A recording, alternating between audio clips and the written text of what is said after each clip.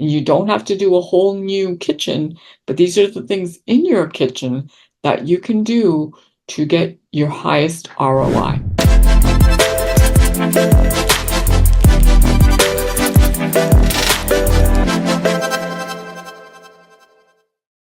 Hi guys, it's Ruhi, and today we are going to talk about what are the small things that you can do to your home to sell it for top dollar. Here are top 5 things, and I'm going to show you before and after pictures, what it cost and why I recommend these things. Number 1, your kitchen. Kitchens sell homes. Whether you cook or you don't, people love to have beautiful kitchens because, let's face it, they are gathering places.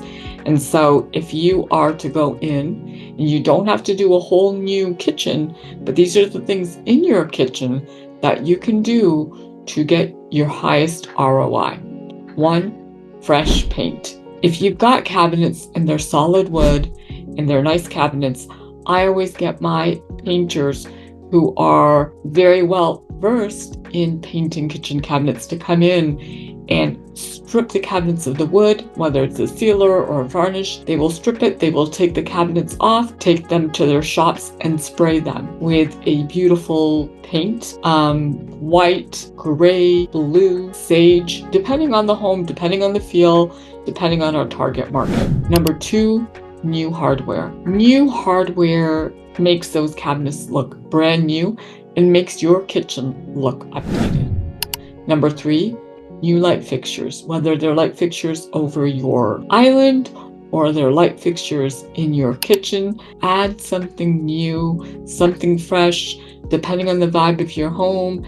You can do some sort of a tropical feeling with wicker or with different glasses or metals. So you want to add some new light fixtures.